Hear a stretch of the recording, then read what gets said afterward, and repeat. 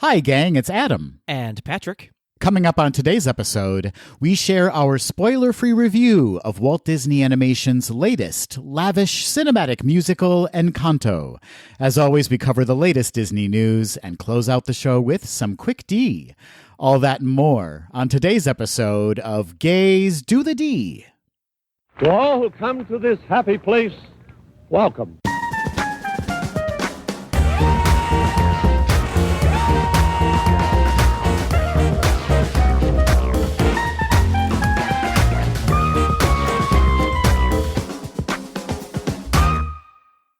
Patrick Queso Kazaki. Ooh, I do love queso. Adam Hehimbre Hamol. What does it mean? I don't know that I pronounced it correctly, but I tried my best. But it means ginger in Colombia. Does it really? It does indeed. It does indeed. I like to believe that I would be treasured for my gingerness in South America.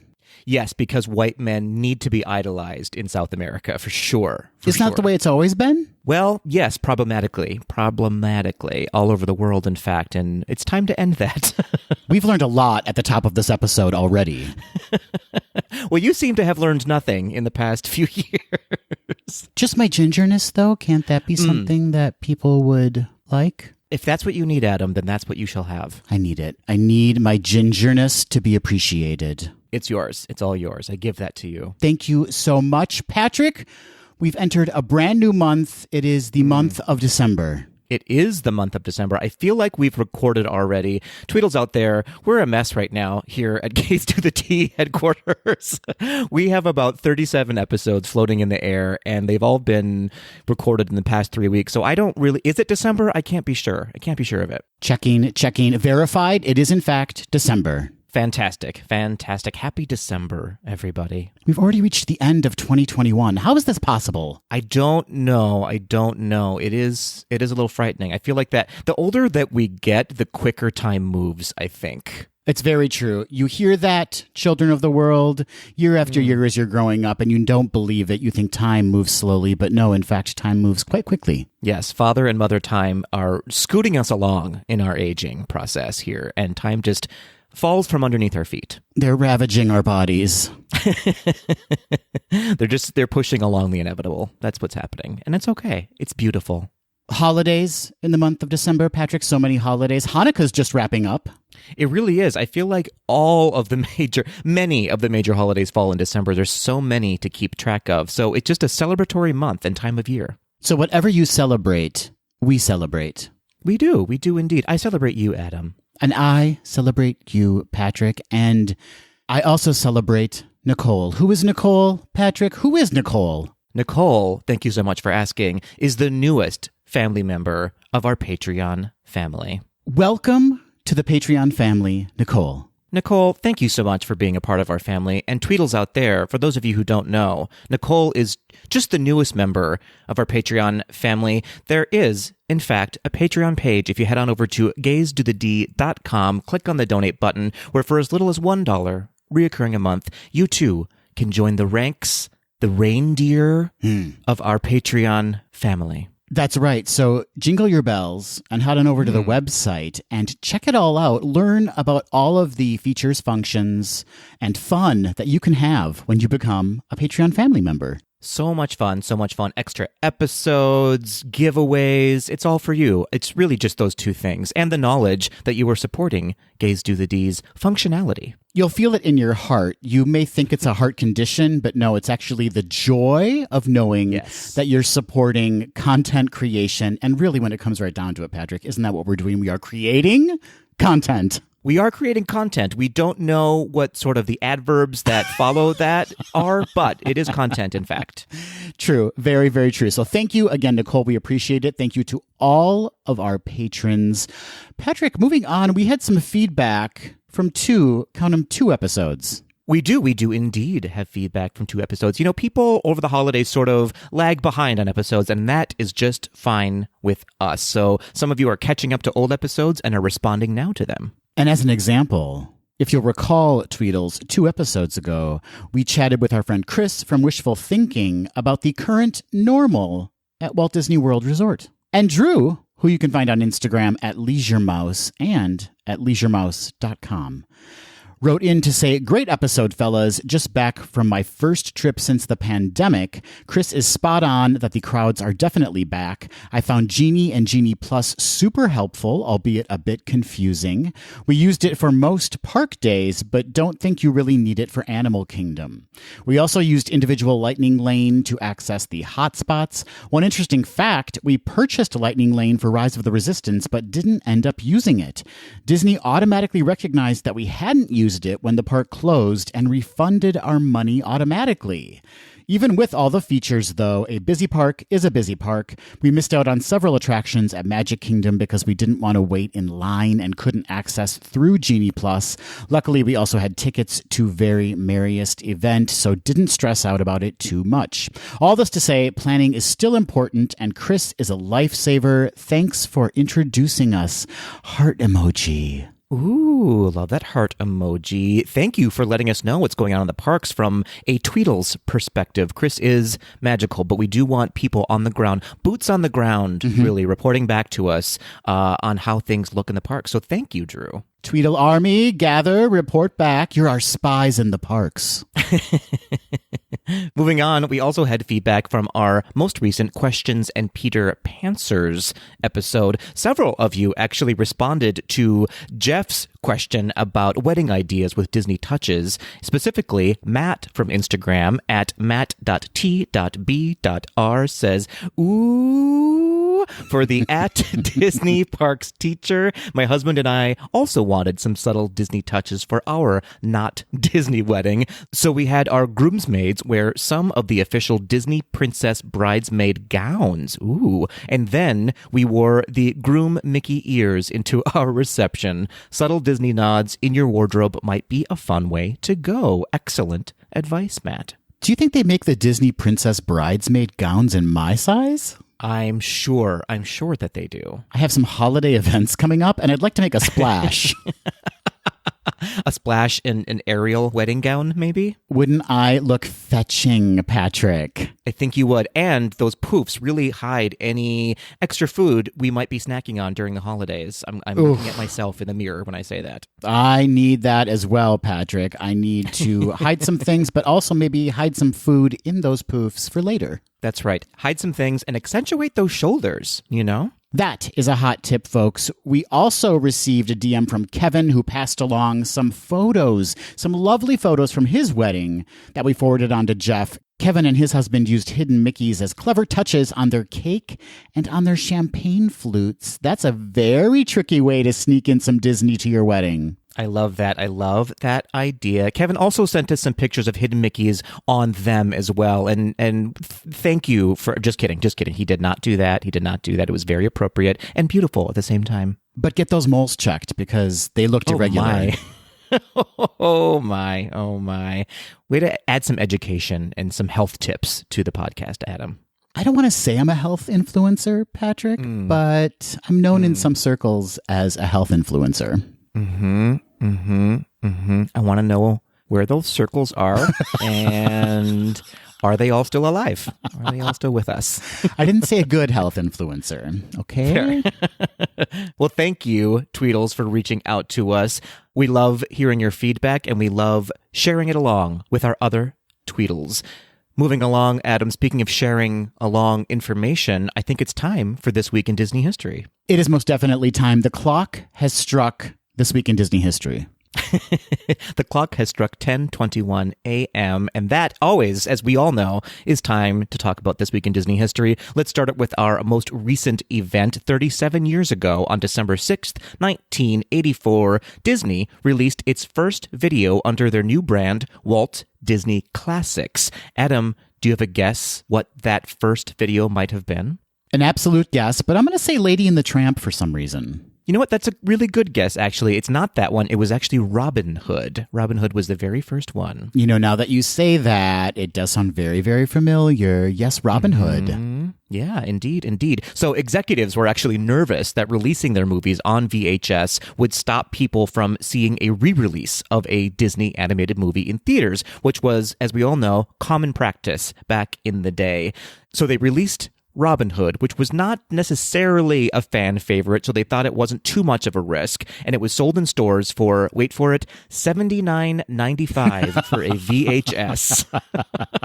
Boy, have times changed. Boy, have times changed. And it became one of the highest-selling movies on VHS that year. So many people refer to Walt Disney classics as the Black Diamond movies because of the logo on the edge of the VHS box. Yeah, it's not often that you reflect back on a time when things were more expensive, but there was in fact a time when technology was more expensive. Yeah, isn't that funny? It's like inflation in reverse. Robin Hood is one of your favorite animated classics, Patrick. It is indeed. I do love Robin Hood. We should talk about it someday on the podcast ad nauseum, as opposed to just snippets here and there. Agreed, Patrick. We are in agreement. Thank you. Thank you so much. Moving on, 50 years ago, Adam, also on December 6th, 1971, the first auto train took its inaugural run carrying passengers and their cars from Lorton, Virginia to Sanford, Florida, which is about 40 miles away from Disney World. The train would soon be known as the official family railroad of Walt Disney World. The auto train company was later purchased by Amtrak, and the train service is still in operation. And, fun fact, it is Amtrak's most profitable train. Amtrak getting those dollar bills from those families. Listen, Disney supports all companies, apparently, including Amtrak. And this podcast and... Well, in support of, you mean cease and desist letters. That's what you mean. Yeah, I'm not really sure where I was going with that. I guess they support us in providing us content to relate to our listeners, but they certainly do not provide emotional support to this podcast. No, that's true. My therapist knows that for sure. For sure. Moving on to our last item in This Week in Disney History, 106 years ago, also on December 6th, 1915, Delmer J. Yoakum was born in St. Joseph, Missouri. Yoakum was an artist, oil and watercolor painter, designer, and motion picture studio scenic artist. For Disney, Yoakum painted the Grand Canyon and primeval world diorama scenery that can be seen today from the Disneyland Railroad. He also painted portions of the scenery for Pirates of the Caribbean, It's a Small World, and The Haunted Mansion, all in Disneyland. So think about that next time you're on those attractions. You owe it to Delmer. You owe it to Delmer J. Yoakum. What an interesting trade that is and specialty in painting, and how difficult that must be to really capture the depths that you have to see from all angles while you're walking through a set like that. The size, the scale, Patrick, the vistas he was required to produce. I could probably do it, but I just don't have the time. That's fair. That's fair. I believe that you can absolutely do it, and I believe that you do not have the time for it. Thank you so much, Patrick. I appreciate your support and understanding. Absolutely. I will cover for you anytime you need. It's good to know in case I ever accidentally murder someone. Listen, friends will help you move. Best friends will help you move bodies. Is that the saying we should be promoting? I don't know. I would love to see it on like a wall plaque in like a Midwestern mom's home. I'm actually stitching it on a pillow, and you should be getting that for your holiday gift. I love it. Well, thank you, Patrick. What a great little roundup of moments, historic moments from Disney's timeline. Well, that is indeed what This Week in Disney History is all about. Moving on from history to the absolute future, Patrick, we are zooming into the future. We're talking about next week's episode. In next week's episode, we have a very special guest joining us. The amazing drag queen, Fifi Dubois, will be joining us for Walt Disney. She will indeed. Amazing Disney drag queen as well. If you're not following her right now, you should absolutely do so. On Instagram, she is at Fifi Dubois DQ. So that's Fifi, Fifi Dubois DQ. And she will give you a much better explanation of the spelling of that in the episode itself. So stay tuned for that. She breaks it down for you. Patrick, category is? Category is cinematic musicals. So it's all Disney animated or live action cinematic musicals. See, Tweedles, what a musical is when characters on the screen suddenly break out in song. Thank you for breaking that down for us. Thank you so much. You are most welcome. It is a fantastic episode. You'll learn something along the way, and Fifi is a fabulous guest. Indeed, she is. Well, let's move on a little bit further in our history, our timeline, actually. So we have some things coming your way, Tweedles. We have some changes that will be happening in the new year and a fun treat for you this holiday season. So beginning on Tuesday, December 14th, instead of dropping regular full-length episodes, we're going to do the 12 Gays of Disney, which will be daily mini episodes where Adam and I sort of chat about 12 different Disney-related topics on each of the days leading up to, you guessed it, December 25th, Christmas Day. Those are just going to pop right up into your feed every single day for those 12 days, like a little present for you to open each morning. Whether or not you want the gift is really up to you. You can choose to delete it or listen to all 12 days. We know that beauty is in the eye of the beholder. These podcast episodes will be in the ears of some listeners. Of the trapped. The ears of the trapped. You might want to check them out each day as they drop. You might want to save them all up for when you're trying to escape your family during the holiday. The choices are endless, and they are yours to make. Yours to make. But we've had a lot of fun recording them, and we certainly hope that you enjoy hearing us day after day after day. Fingers crossed, really. It's a real risk we've taken. And then, Tweedles, we will be back on December 27th with a very special episode of Gays Do the D. That's right, a year-end special episode just for you. And following that final episode of 2021, we are, in fact, going to start moving to every other week with episodes. And here's the thing, Tweedles. We love you. You love us. ? But we tired. We need a little time off. Things have gotten crazy in our lives, and we want to still continue to bring you content. We still love recording these episodes for you, but we're just going to do it every other week. And hopefully then every other week we'll have facts, maybe, instead of just guesses. I don't know. What do you think we can expect to bring to our Tweedles? I think like episodes, but they just won't be every week. Yes, you have finally discovered what every other week means, Adam, bi-weekly. I'm going non-committal. I don't know what to expect. Who can expect the unexpected, Patrick? But Fair. We do know we will be in your podcast feeds every other week. We sure will. Here's what I can guarantee you. We will be a little bit more well-rested for you. We will not be, well, I'm not going to say that. We might be just as manic, but we will have napped in between the episodes. What if we use our weeks off to party hardy? That's fair. That is something that I cannot decide for you. Yeah. But I can encourage you to make healthy choices. Oh, I am a health influencer, Patrick. This is true in some circle. So there you have it. The rest of your life laid out in front of you, Tweedles. You'll know what you'll be doing on certain days and what you won't on certain days. That's right. Listen, we just want to mix it up a little bit for you. And if you have any ideas for us of things you want to see coming your way, some topics, some changes that you think might help us out, let us know. We are all ears here at Gays Do the D. And now, Patrick, with all of that covered, we can move into the Disney news. I love this journey for us.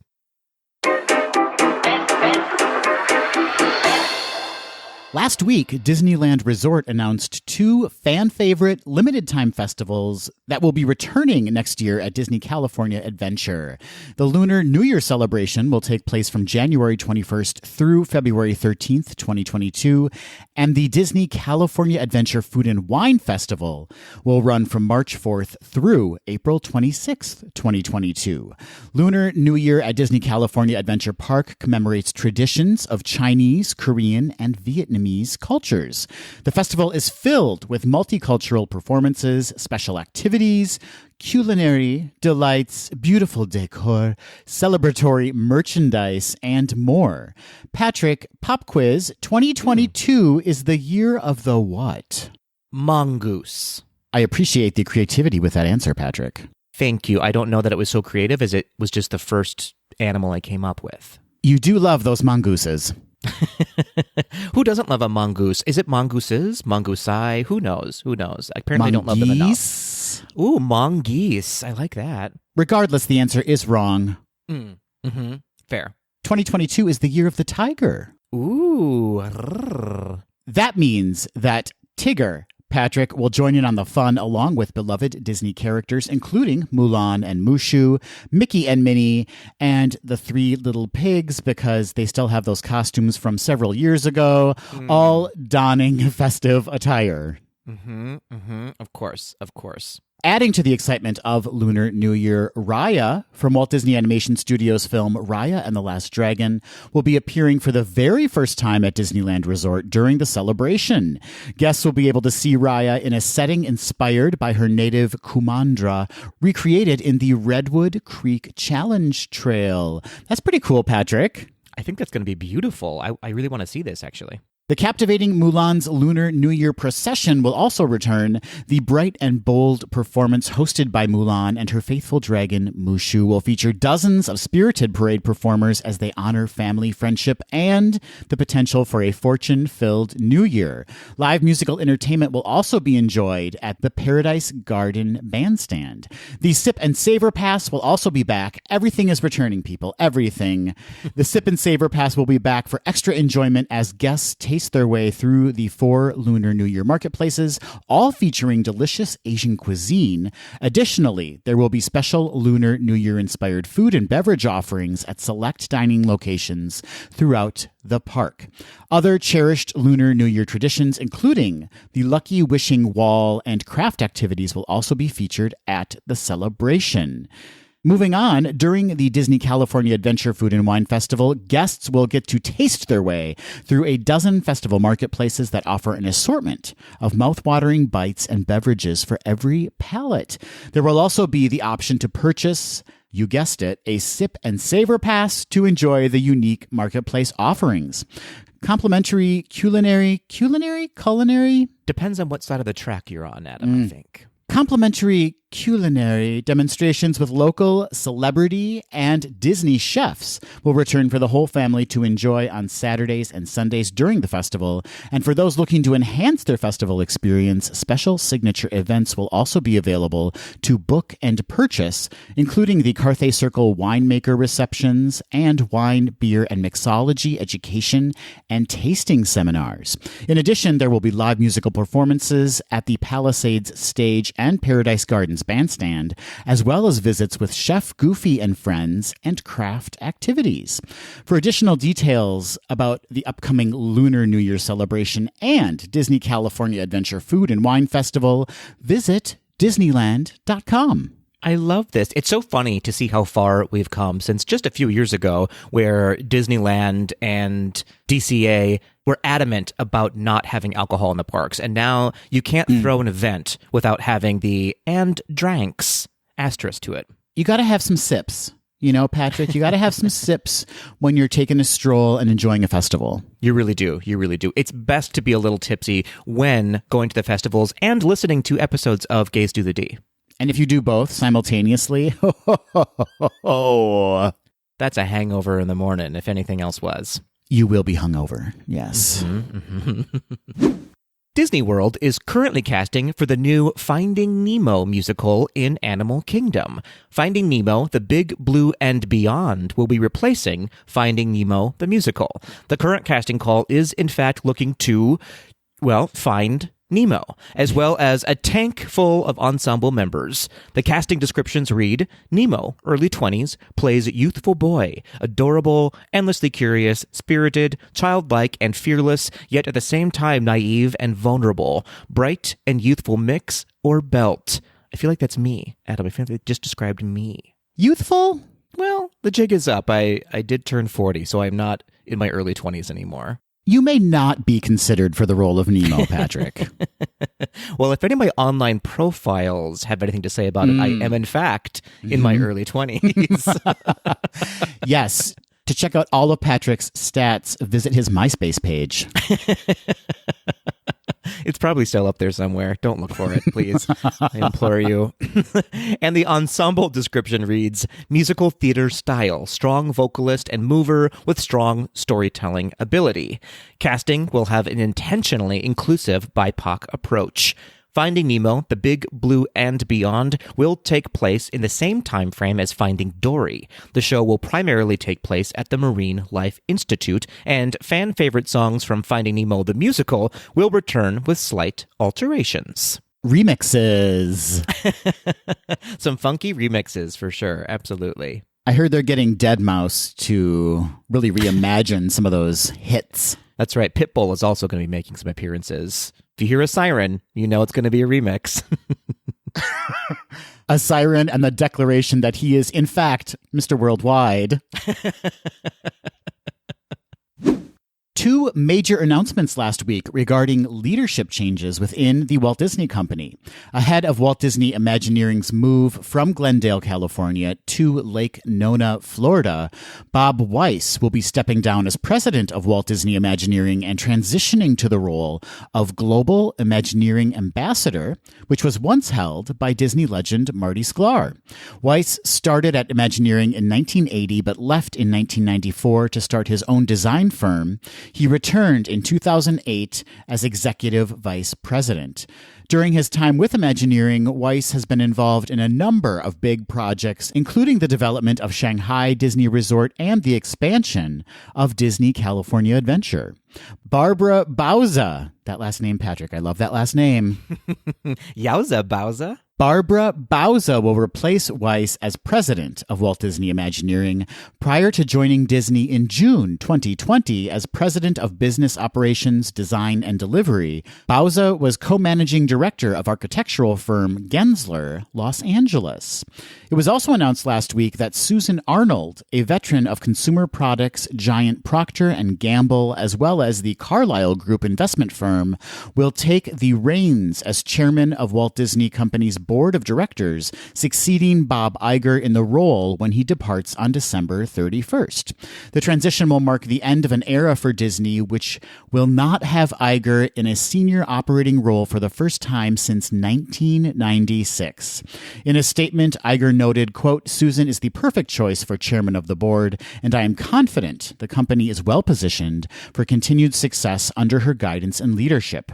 It has been a distinct honor to work with Susan and our many other talented directors, and I am incredibly grateful for the support and wise counsel they have provided during my tenure." End quote. Arnold has been a member of Disney's board for 14 years and has served as its independent lead director since 2018. So some major changes at Disney's leadership, Patrick, but great to see two women stepping into some leading roles. Yeah, absolutely. I know sometimes these stories don't sound like they're significant or are interesting, but they do have significant impacts to the company when these large-scale leadership roles shift around. It does mean that changes are probably on the way because they sort of trickle down after these things happen. They do. And, I think company culture may not be at its highest right now among Disney cast members. It'll be interesting to see the direction that Walt Disney Imagineering now takes under Barbara Bauza's watchful eye. I have nothing but confidence in her. We should use this time, Patrick, to announce the changes to our board of directors. Your dog Ella will be stepping down. Mm-hmm. It's true. It's true. And Penny will be fully removed from the building. There was some insider trading on Penny's part.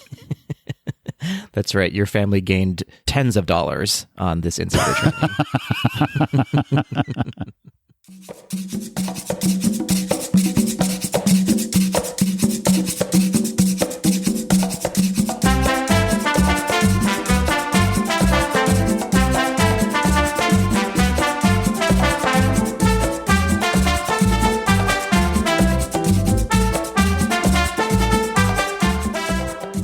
The release of Encanto marks the 60th release by Walt Disney Animation Studios, Patrick. It does. It does indeed. 60 entire full-length animated features. How do you think it's going so far for them? I think they are off to a rocky start. No, just kidding. I mean, listen, they are getting better and better, like a finely aged wine. As many of you already know, many of you have probably already seen Encanto came out in the theaters a couple of weeks ago, and Patrick and I finally had the time in our very busy schedules to check out the movie. And now it is time for us to share our spoiler-free review of the lavish animated musical. The lavish, the lush, the beautiful. I could go on and on with descriptors for this movie. That's right. Yeah, I believe it came out officially on November 24th, just before Thanksgiving. It was a Thanksgiving holiday release, basically, here in the United States. And Adam and I, as you said, were not able to see it on opening weekend, but we did finally see it, and we're finally bringing you our review of the movie. Adam, let's just jump right in before we get into some details or minutia about the movie. What did you think of Encanto? I loved it. The suspense was very real on that reaction. Thank you so much. Suspense realness. Thank you. It was so full of heart and some fantastic storytelling, amazing musical numbers, some really wonderful character development, and one truly standout performance that is probably the best animated character / vocal performance I've seen from a Disney film in years and years and years. Oh, wow. You're talking about the toucan, I imagine, in this movie. Listen, Alan Tudyk is always a joy in any Disney film, but I am talking about Mirabelle, performed by Stephanie Beatriz. Yeah, such a wonderful, wonderful performance. We'll get into that a little bit later. But yeah, I'm going to fully agree with you. This movie is a 12 out of 10 for me. It hit every note. I mean that literally. I mean that figuratively. It just checked all of the boxes that I wanted in a movie this time of year. And then it created boxes that I didn't know I wanted to be checked. I'm just going to pepper this in right now. And this will indeed influence the rest of my review. I think this might be maybe my new favorite Disney movie. It's so funny you say that, because when Matthew and I checked in at the movie theater, the person working behind the counter said, "This is my new favorite Disney movie." Oh, I love that. I love that. When you went to the theater, were there very many people there? I know this is a busy time of year, but when Dan and I went, it was a 6:30 in the evening, and we were one of maybe 10 people in the theater, which was a little sad to see, but good for us because, we had our pick of seats. Yeah, similarly, Patrick, when we went, there were definitely under 10 people in the theater, but again, it was like at a 6:30 showing on a Thursday night. That being said, though, it is doing quite well in the theaters, despite all odds of this. We're still in a pandemic, everybody. It's hard to sell movie tickets right now. But Encanto had a $50 million budget, and it had a $27 million opening weekend gross, which is not too shabby. And it's currently at roughly $74 million worldwide. So it has surpassed its budget, and it keeps on growing. So well done to you, Encanto. So who do we have to thank for this glorious new animated feature from Walt Disney Animation Studios? Well, let's start with the directors, shall we? We shall indeed. 3 directors, 3 fairly, I would say, greenish directors as well for Disney's 60th animated feature-length movie. Encanto was directed by Jared Bush, Byron Howard, and co-directed by Charisse Castro-Smith. Indeed, and fun fact, all 3 of them wrote the script as well together. They're besties, right? I mean, at this point, if they're not besties, the world just ain't right, Patrick. I mean, yeah, if they're not by now, then we need them to be, because the mix of these 3 creatives was so magical. It really came through in this movie. It did. There wasn't like a wasted moment, right? Like, did you get that feeling from the film? Like, there was not a time when I was sitting watching the movie thinking this could have been cut or this wasn't necessary. Like, it felt like everything was very purposeful and meaningful to the film. Yes, not to sort of taint our review by bringing in the Eternals, but the way that we did not like the storyline and the writing for Eternals, I loved for this one. They really fleshed out all of the characters. I knew who everybody was. I was never confused. Not for a moment was I bored. It was, as you said, a fully realized script and story, just full of energy. It was great. It was wonderful. And I think it's important that you bring up the fact that you were not confused, because this story was not super complex. And I mean that in the best way possible, in that it was very gently kind of walking you through this world. Mm-hmm. Whereas like something like Frozen 2, I had questions leaving. I was like, this wasn't really fully answered. I wasn't very clear on this. This wasn't really fleshed out for me. Whereas Encanto is like this beautiful, fully realized bubble that you can just float around in and enjoy the experience. Yeah, that's a really good point. Yeah, if you're going to bring in the example of Frozen 2, there were so many plot points and so many locations and so many things you had to figure out and some mysteries, whereas this was really a story about a family and a moment in their life. So as Patrick mentioned, Jared Bush, Byron Howard, Charisse Castro-Smith directed it. They were also co-writers on it. And we should point out, Patrick, that Charisse Castro-Smith is the first Latina to receive a directed by credit in a Disney animated film. I am not surprised by that, unfortunately, but well-deserved, well done. Let's have more of this going forward. I know. Imagine the stories we've missed out on for so many years, not having diverse people in the lead roles of the creative team. You know, that did not escape me as I was watching the film. Yeah. I was very emotionally touched by me experiencing it as, surprise, surprise, a white man in a movie theater watching this beautiful, lush story about a Latinx family from Colombia and going, there must be so many children and adults out there who are seeing this going, finally, representation. I'm seeing myself in a Disney feature-length film, and how emotional of an experience that must be for them as well, and how long overdue it is. And still a gracious enough film to teach the audience without kind of like talking down to them, and also giving us the opportunity to connect with these characters, despite the fact that we come from two very different cultures. Yeah, absolutely. Absolutely. It just goes to show you that messaging is all-encompassing and can be experienced by everyone, regardless of where you come from. Very well said, Patrick. Thank you. Thank you so much. Thank you so much. Well, let's continue our conversation about the creative team behind this film. Of course, we cannot move any further without acknowledging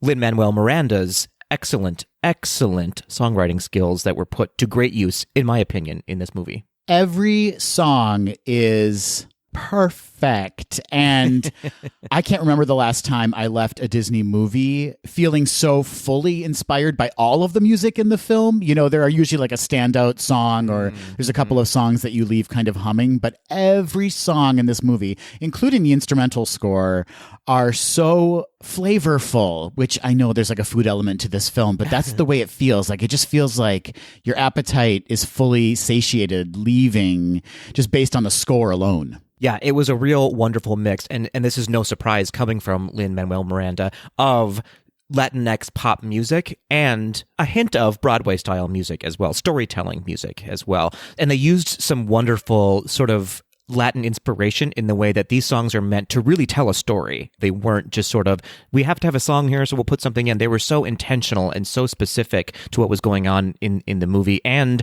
really let the audience in on being part of the family, right? There was sort of a narration to all of the songs of like, this is my story. I'm telling you specifically, the audience at home. Yeah, they were used in the most necessary moments. There wasn't like a questionable choice of song or an insertion of a song. It just felt like the story was continuing through music. Absolutely, which is, you know, a successful musical. Absolutely. Did you have a favorite song from the movie? You know what song really surprised me was the song that Luisa sang. She's the Madrigal family member who has been endowed with like superhuman powers and strength. Right. Yes. The song is called Surface Pressure. And interestingly, that was the one song when it started where I was like, I don't know about this one. Like, because it was the first time we were hearing from a family member that wasn't a central figure to the story. So I think I was thrown a bit. But then the places that song goes, it really surprised me. And the variation between this kind of like almost like patter song into this really beautiful melodic song, like it just went everywhere, and it was really very beautiful and very well done. Yeah, absolutely. Performed by Jessica Darrow, who also did the speaking part of this character. Not necessarily a melodically beautiful singer, I would say, but that's not what was needed for this song. It was absolutely well placed. It was gorgeous, and it was almost hip hop, but it was also, as you said, had wonderful melodies to it as well. It was just it turned into a really gorgeous song.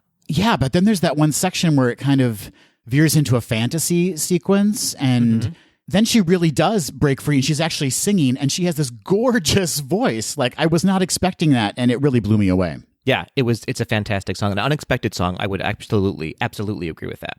What song took your breath away, Patrick?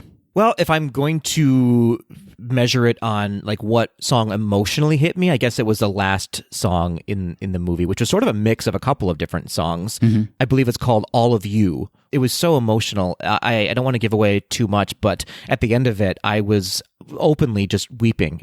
It was so gorgeous, and the messaging behind it was so needed in this time, in every time. But like during the holidays and knowing what we're all going through right now, it was such a gift to really to have heard. So to sum up, Lin-Manuel Miranda, you nailed it. Congratulations.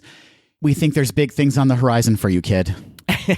We hope so. We hope so. We also alluded to, or you did anyways, of the orchestration behind it, the composition of the movie as well, which we have to give a shout out to Jermaine Franco, who was the co-composer for Coco as well, not surprising, did such a wonderful job in this movie as well. The pairing of him and Lin-Manuel Miranda is made in heaven. I hope they're besties too. I hope so. They are now. They are now. This whole cast, besties. I mean, I hope so. I hope so. If not, they tricked us. All right, but before we get into the cast and talk about some of our favorites, although it's going to be hard to choose favorites with this level of talent, let's just run down a quick synopsis of the story. Do it, Adam. So as I already mentioned, the story focuses on this extraordinary family called the Madrigals, who live in the mountains of Colombia in a magical house, a casita, in a charmed place called an Encanto. The magic of the Encanto has blessed every child in the family with a unique gift, from super strength, like we've already mentioned, to the power to heal. And every child has a special power except one, Mirabel. But when Mirabel discovers that the magic surrounding the Encanto is in danger, she decides that she, the only ordinary family member, might just be her exceptional family's last hope.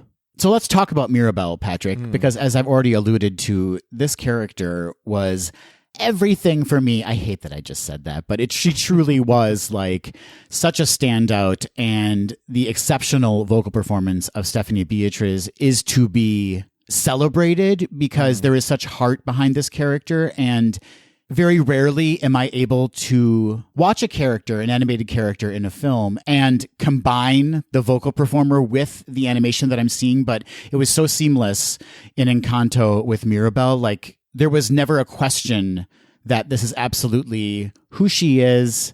And there was never a separation of vocal performer from the animated character I was watching on the screen. Mm-hmm. Yeah, she is so talented, so deeply talented. She really brought us in on the journey with her the entire time. And it was just such a smartly written character as well, because we immediately, as an audience, connect with Mirabel because we also are not magical, right? We sort of immediately are forced to relate to her. But then she just brings this really down-to-earth, lovely, comedic performance. And then you're right, she sings the crap out of it, but not overly so. She didn't tear the house down with her voice. She just did a really wonderful, magical storytelling performance. Yeah, Mirabel is such a quirky, wonderful, warm character, and I have to believe that Stephanie Beatriz's performance enhanced that. It just felt so organic to me. It felt so wonderful. And Patrick, you mentioned the fact that we connect with Mirabel because we don't have special powers, and I think on top of that, as members of the LGBTQ plus community, we also kind of have a connection to her as feeling as outsiders sometimes, and with the rest of the family being endowed with these special powers and her being quote unquote ordinary, it's kind of a reverse of what we experience as community members. I think oftentimes we see ordinary as being unattainable. And that's one of the reasons, anyway, why I connected with Mirabel, is because she was struggling with the fact that she was ordinary when exceptional was commonplace in her family. Yeah, it is an interesting juxtaposition. It was such a smartly crafted script and tool to use that way because, yes, you and I and many of our tweetles, I imagine, can connect with this character being someone who is in the LGBTQ plus community but the only one in their family who is that, right? Mm-hmm. So we're automatically othered, whether that's intentional or not. And so I think other people can find different ways of feeling othered by their family, of feeling the outcast of their family, whether maybe you're the only single person in your family and you're made fun of because of that, or whatever it is that you were struggling with in the moment. This is a story of feeling ostracized by your own family when you, in fact, are part of your family and part of what makes your family, pun intended, I guess, magical. And there's also the other side of that, too, where we as community members can look at ourselves as exceptional because we do have an understanding and appreciation of being othered, as you said. So like there's this really interesting conversation you're kind of having with yourself while you're watching this movie of seeing both sides of it and understanding both sides of it, because you get to be part of this great community, the LGBTQ plus community. And then you're also kind of separated from straight culture in ways. So it's interesting, Patrick. Am I making sense? You are. It sounds to me like you're saying it is easy for you as someone in the LGBTQ plus community to both identify with Mirabel within her family and also identify with some of her family members for a very different reason. That was the perfect way to clarify what I'm trying to convey. Yes, that was perfect. Yeah, and that is the magic of this script, I think, and the way that they told this story is that everybody could find themselves sort of in all of the characters, or can at least identify somebody in their life, in possibly their immediate family, who is somebody in this family as well. Who were some of the other characters in the movie, Patrick, that you were really drawn to? I mean, if I'm being honest, and I don't mean this to sound flippant, but every single character in the movie, I really found something beautiful in, and I really connected to, and that is, I have to believe, because of the amazing performances behind them, specifically Uncle Bruno, Tio Bruno, played by John Leguizamo, who already is one of my favorite actors and performers out there. I am just in love with him and in awe of what he can do. And he brought such a layered performance to Bruno. You could really feel his pain and you could feel his joy and his love for his family so deeply. It's such a complex character, and I think people are just going to absolutely fall in love with Tio Bruno. Yeah, I want more from him, and that's a good thing. I feel like we were not given enough time with him, and I would love to see this character expanded upon or learn more about his story or his experiences, because he is shunned from the family, essentially, which is very apparent in the marketing of this film. We don't talk about Bruno. In fact, there's a great song about Bruno in the film as well. But I want more from this character because there seems to be such a huge story behind his separation from the family. Yeah, and that song, We Don't Talk About Bruno, boy, does that hit close to home for many people, I imagine. There are so many. I think we all have somebody in our family who has sort of been fully ostracized from the family, whether or not it was for, quote unquote, a good reason or not a good reason. It happens all the time, and it's so amazing to see them come together and to figure out what's going on here with this character. Why has he been ostracized, and how can we solve for this? It's the storytelling about family in this hits so many levels. I need to see it again and again and again, I think, to really pull everything out of it. Yeah, I really wish I had another chance to see it before we gave our review. And going back to Bruno for a moment, too, there's also a really fun kind of mental health element to that character as well. So it's a really incredibly detailed character in the movie that doesn't have enough screen time, in my opinion. But again, that's not a bad thing. It's just that it's such a powerful performance that I just wanted more from that character. Yeah, absolutely. Who else for you was someone that you want to highlight in our discussion today? I would love to highlight Ravi Kabit-Conyers, who voiced Antonio, who is the most adorable little boy. If I could have a son, Patrick, if I could somehow design my son to be exactly what Antonio is in the movie, I would want exactly Antonio. He is the perfect, sweetest, funniest little character. Yeah, they utilized him so well, and we don't often go into great detail about performances from younger children just because, they're younger children. But boy, did he do a great job. Whether or not, it was all him or a lot of editing and a lot of directing behind it, it was so sweet and charming, and you fall in love with his character so quickly, and you never stop being in love with him. All of the kids in the movie were so funny. And again, who knows? There could have been 1 million takes of them saying the same thing over and over again. But the way these characters were crafted, even the little town's children, so funny, so clever, so sweet. I loved all the kids in the movie. Absolutely. It's such a huge cast. It's hard to really pick your favorites because everyone has their highlights and their unique abilities and their unique personalities. It was just such a wonderful mix. I really loved the character of Dolores, the one who can hear a pin drop from, I don't know what the lyric is, but from far away, played by Adasa, who is a Colombian singer. She was so funny and so good and so well utilized in the film. So many nuances and subtext to what she was saying that blink and you'll miss it sometimes. She sort of left little Easter eggs within the script every once in a while. We're like, oh, this character knows what's going on, but she is not her place to tell everybody what's going on. Though she can hear, it's not her place to tell all of the secrets and the rumors. Such a wonderful job. And I have to say, I want to highlight this too. The diversity within the Colombian community was so well represented in this movie as well. The entire family, they didn't all look alike, as the people of Colombia don't often. They are very different backgrounds and skin tones and hair textures and sizes. And it was so amazing to watch and to see that Disney really went, if we're going to do Colombia, we have to represent Colombia. Yeah, Adasa was wonderful. All of these characters have not only truly identifiable looks to them in the sense that they are visually represented as individuals, but also they are grouped together by color. Color was so vibrant in this movie, and the way they used color to kind of show family connection was so wonderful because, as you said, there are a ton of characters in this movie. And one way the creators helped the audience along was by establishing these color groupings by things that people were wearing so that while we were watching the movie, we could see who was part of the same family. Right, who was part of the same family and who was part of the smaller families within the larger family. Right. Yeah. It was so well done. It was so well done and seamless too. It wasn't stand-outish necessarily, but it absolutely helped you follow the family tree. Well, speaking of color, Patrick, how can we not talk about the glorious animation behind this film? The talented artists who put hours and hours and hours into this movie. When Matthew and I left the theater, Matthew turned to me and said, that was probably the most realistic depiction of nature that he's seen yet to date in a Disney animated film.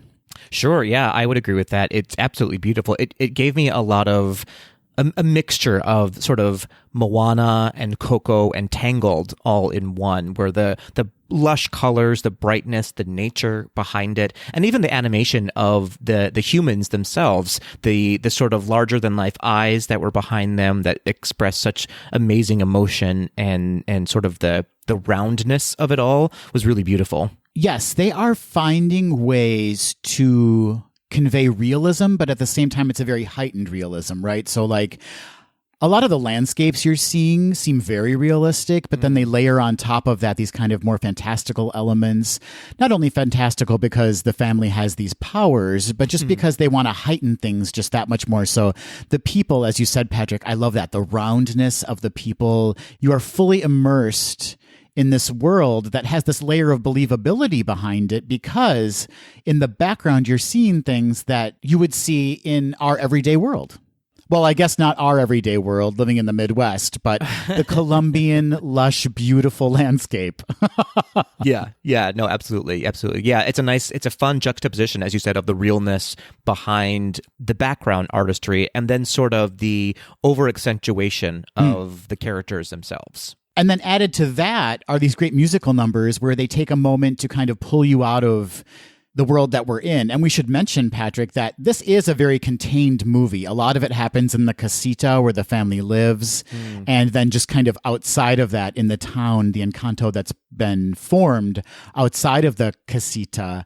But in the musical numbers, there are these great opportunities to pull away from that world and go simpler. Does that make sense, Patrick? Where it's really just about color and this more abstract idea of representing a song visually.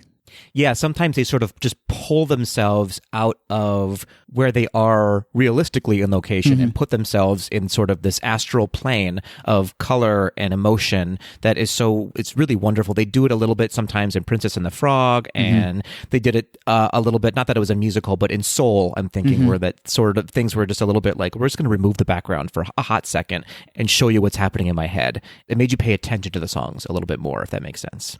Yes, but at the same time, then again, didn't pull you out of the story of the film. It was just so exceptionally done. Yeah, absolutely. It showed you a really interesting connection, because oftentimes a lot of the songs that each of the characters had included Mirabel in the songs very smartly. And so it showed you the relationship between the two characters using these abstract visuals behind them. Well, it sounds like, Patrick, that we are of one mind on this film. We both absolutely loved it. What were the absolute highlights for you in the movie? And then let's talk about things, if any, that you would have liked to have seen changed or had other ideas about. Oh, interesting. Yeah, I mean, as we keep talking about it, just the storytelling, the attention to detail that they gave with the storytelling, the fact that no stone was left unturned, and yet they didn't overturn too many stones at the same time, right? It was a simple-ish story that you could absolutely follow with a million characters to follow, but I was never at least confused by who these characters were, which is a real feat to undertake for these writers, so I applaud them for that.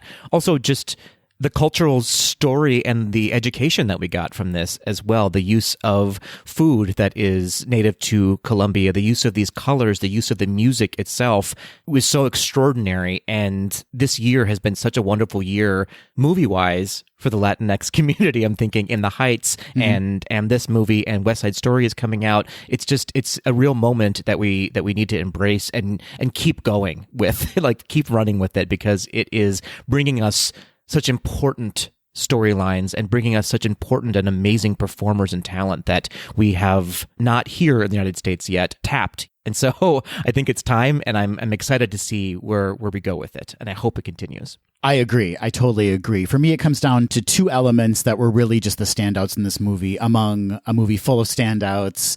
The exceptional music by Lin-Manuel Miranda, I thought, was phenomenal.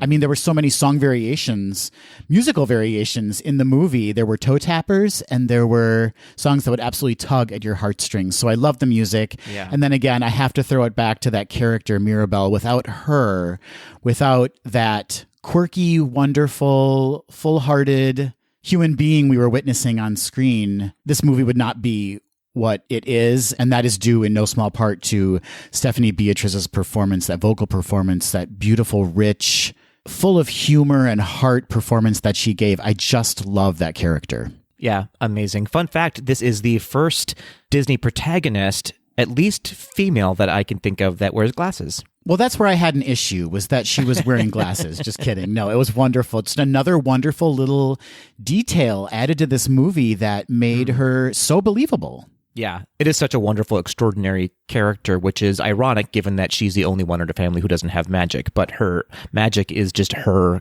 character itself, which is so fun to see. Such a great message. And what did you hate in this movie, Patrick? So many things. No, if I'm being honest, I can't think of anything that I would have rather seen done over something that was done. It was so extraordinary. I want more from it. I want some shorts. I want to know where this family is headed. I could use maybe some more background of where they came from. Maybe that's another movie in and of itself, but it was just so lovely. I don't think I would change a thing. I don't know. Maybe I'm being naive in that way, but that's my opinion. It's always so tough when you see something that you're so in love with. Like, yes, I want more. As I talked about with Bruno, I'm like, I want more from this character. I want to know more. But at the same time, I'm like, should this be its own little perfect thing and we just let it be and let it have its moment and have that be it? You know, it's conflicting. Yeah, no, absolutely. Like I said, I don't know that I wanted more from anyone specifically in the movie, because I think we got exactly enough from every single character. I just mean, like, I wouldn't be displeased by seeing, like, oh, where are they now kind of situation, like a checkup on this family of, now that everything is concluded in this storyline, is there another one to be told with this family? And I think that there is. One thing I did want to talk about just for a second, too, is how fun it was to see not only just amazing Latinx representation, but also a story that really was on the shoulders of women to tell, right? All of the stronger characters in the movie, save for Bruno, were these amazing, strong women. And I mean that literally, and I mean that figuratively. I mean that in so many different ways. You don't often see that in a Disney movie. You don't often see that in a movie in general, right? Where the women are leading the charge and not just in the background. They are literally heads of households in this movie, and it's so great to see. And having attributes that are not necessarily typically associated with women. And having attributes that are typically associated with women and having both of those celebrated in the movie. Man alive, representation matters. I did read a fun fact this morning, actually, that Luisa, I believe, to date now, is the animated character with the largest biceps of any character in Disney history. I believe it. And that neck? And that neck, though. So she's even stronger, or at least buffer, than both Hercules and Gaston. What would happen if we got the three of those together? A full-on movie. A full-on movie. Well, Tweedles, we would love to know your thoughts on Encanto. Did you love it as much as Patrick and I did? Did you have some thoughts, some concerns? How dare you, if that's the case? Please relay all of your opinions about Encanto to us. You can do so by reaching out to us on social media. That's Instagram, Facebook, and Twitter at GDTD Podcast. Or you can always leave us a voice memo or an email at info@gaysdothed.com. Now, as a side note, Adam, we did not discuss Wilmer Valderrama's performance in this film. And though it was a great performance, boy, do I always forget how handsome that man is. You know, I'm sure, Patrick, you could find some behind-the-scenes footage of him recording Agustin for Encanto. Fair. I'm sure it's out there. Now, though he wasn't a magical character, I do want to find out and explore what his gifts are, you know? I'm concerned that would lead to a real we don't talk about Patrick situation. I'm not concerned about that at all. I am fine with it. Leave me behind, everybody. Shunned from society. He's willing to be shunned. That's right.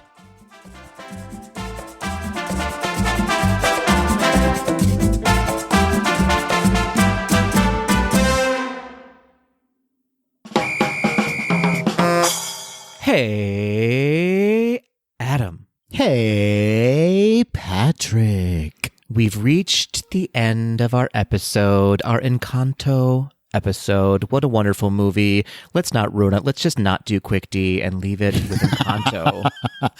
No, we have to ruin it. That's how we ruin every episode, by doing Quick D. Perfect. A spoiler-free episode, but a spoiled ending. Always. We are doing, in fact, Quick D Classic today. Quick D Classic. That's where you and I ask each other a question we have not been privy to prior to recording and answer it off the cuff. Adam, I do not have a question yet in my head. I'll be fully honest with you, so you must ask me a question first. The burden falls to me. As per usual. But I shall rise to the occasion. Patrick. Yes? This being our last full episode before Christmas. Oh, yes, indeed. Let's say you wake up Christmas morning and in your stocking is a note from Santa Claus. And on the note it says, Patrick, I love you. I'm giving you a trip to any Disney park. Oh. To celebrate the season. But at that Disney park, you are only allowed to go on one attraction. And you're only allowed to dine at one location. Patrick, what's the park? What's the attraction, and what's the meal you're having to celebrate Christmas in Disney? Oh my goodness, thank you so much, Santa. What a limited gift you've given me.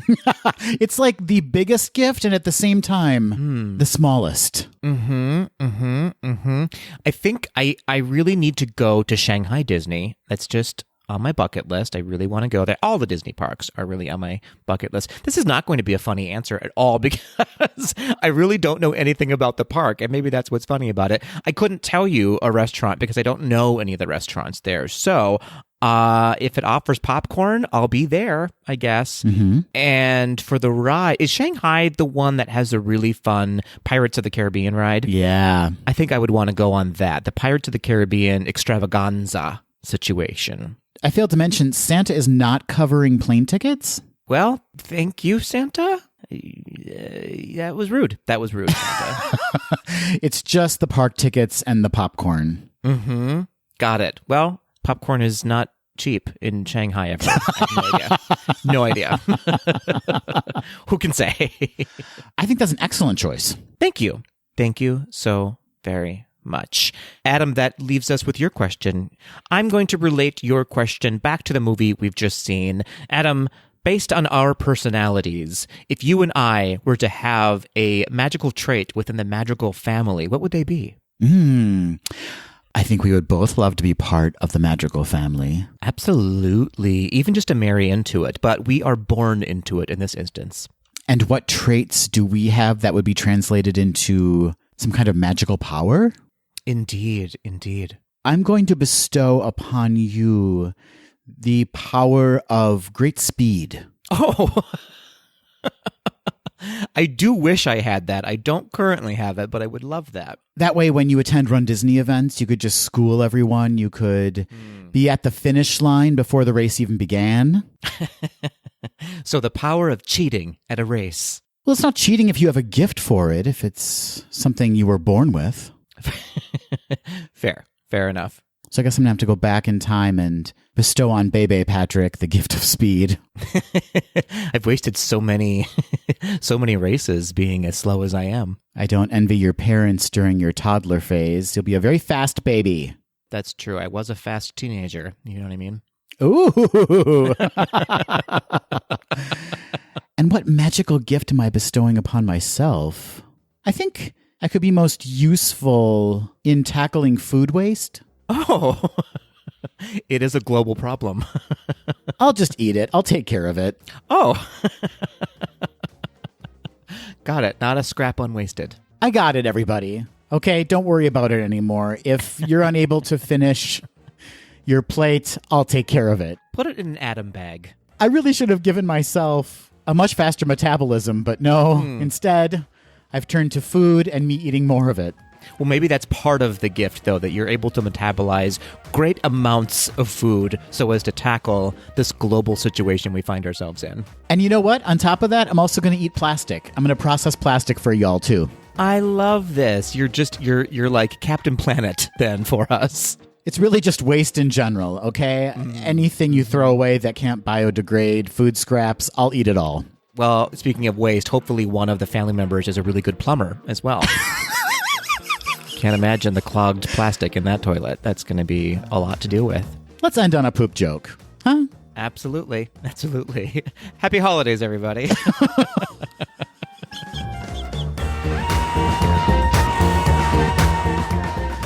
That will do it for this episode of Gaze Do the D. Thanks for listening. To become a patron of the podcast, visit our website at gazedothed.com/donate. For a donation of any amount, you can receive exclusive Gaze Do the D content and help us continue to bring you the very best Disney news and discussion. Continue the conversation after this episode on Facebook, Instagram, and Twitter at GDTD Podcast, and submit your questions or show ideas to info@gazedothed.com. Have a great week, everybody. See you real soon.